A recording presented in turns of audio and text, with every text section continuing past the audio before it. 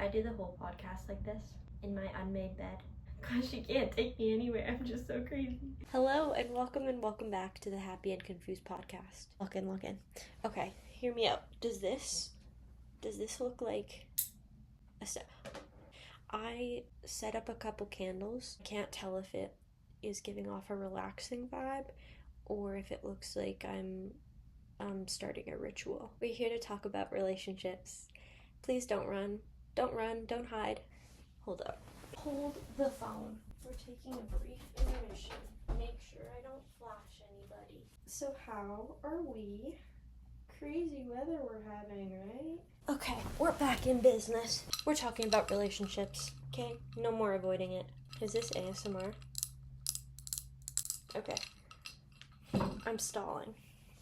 Give me like 5 minutes, and after that, if you're like, what is this girl talking about?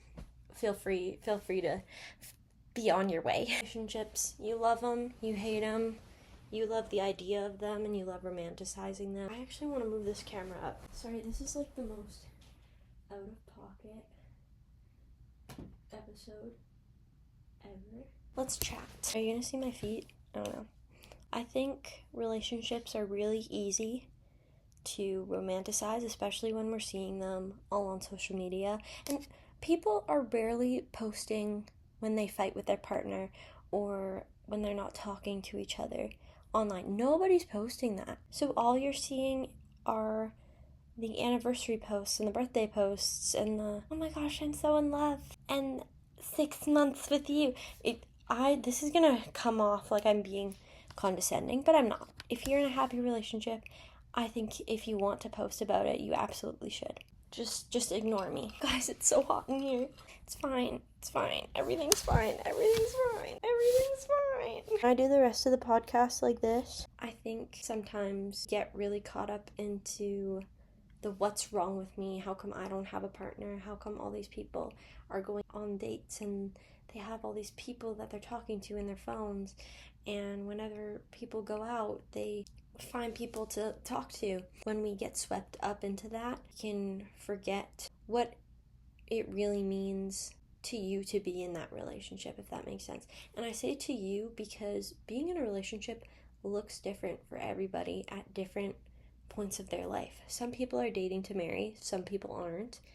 And I think that's very important to think about because you want to have a relationship add to your life in whatever capacity is best for you at where you're at your specific state of life. I think if you're looking at a relationship with a lens that it's gonna fix you or your mental health, you think it's gonna somehow fix something that isn't right in your life, you're already setting yourself up for failure, and you're maybe setting yourself up to not be a good partner because you are setting an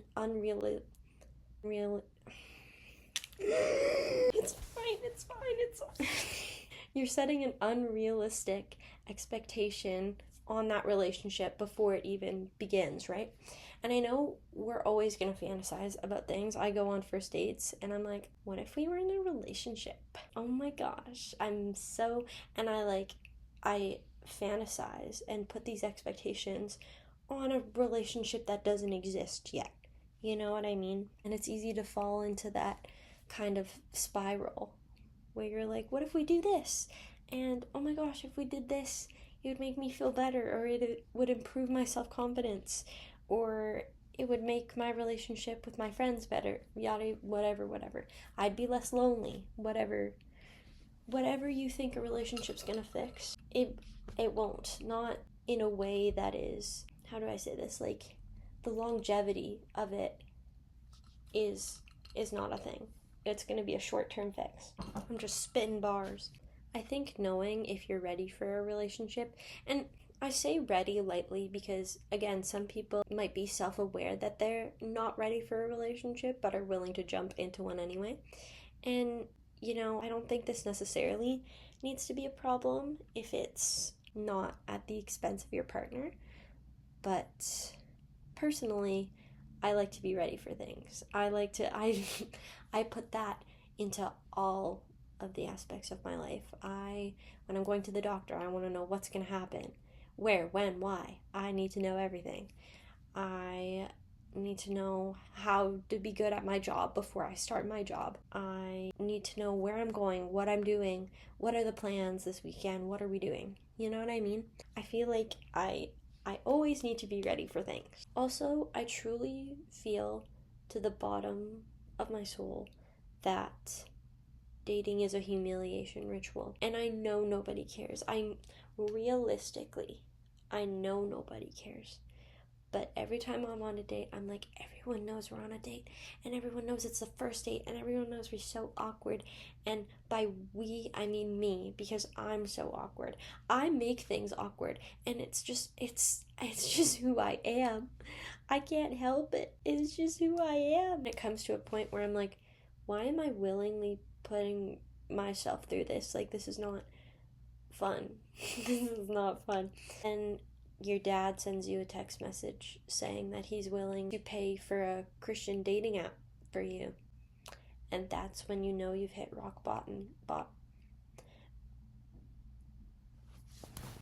And that's when you know you've hit rock bottom, is your dad signs you up for a Christian dating app. Not the Christian part. The Christian part is not the rock bottom.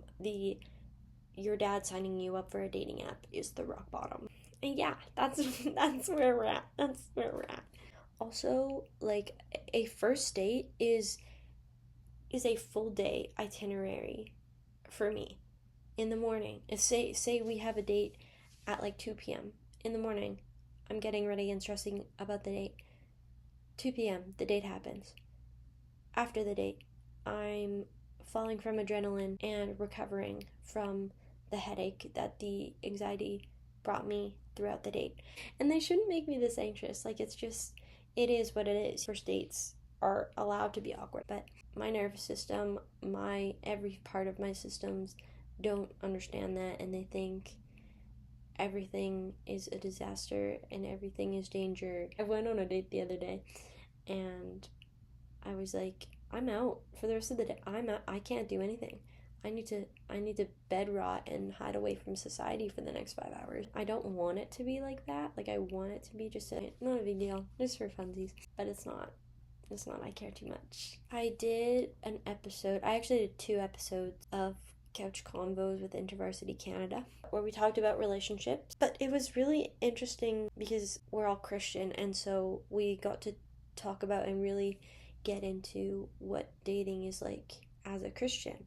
And some of us were engaged and some of us were single, and so it was so interesting to talk about all these different perspectives and like life experiences of not only dating but dating as a Christian, because I know that can come with all its own struggles and hoops to jump over.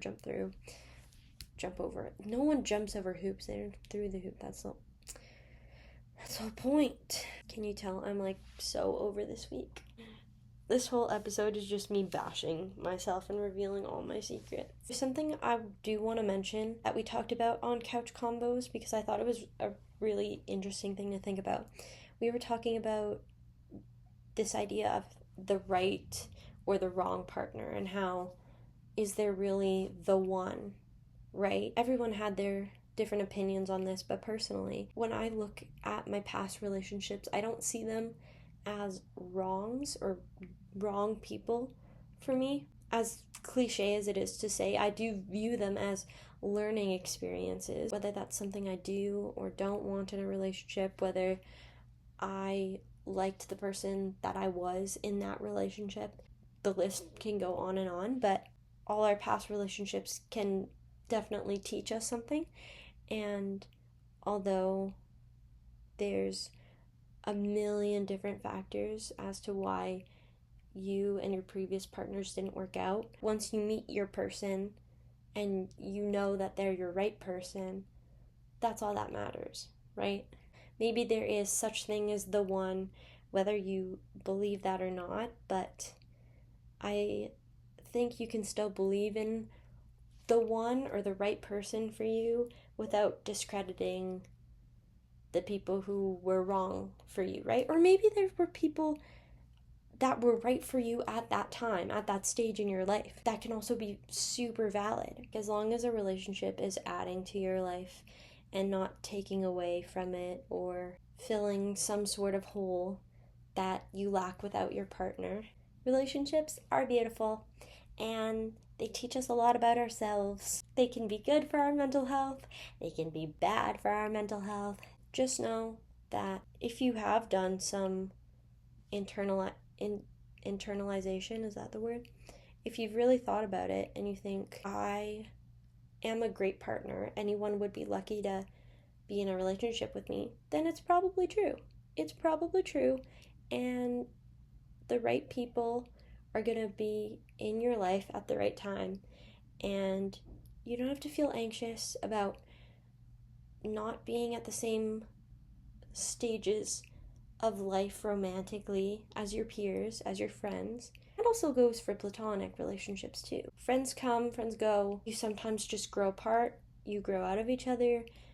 It's the same thing with romantic relationships. Thank you so much for listening, and if you have any questions, I'm always here, so always reach out. Thank you so much for listening. Bye-bye. Enough of this ritual. All these candles are giving me a headache.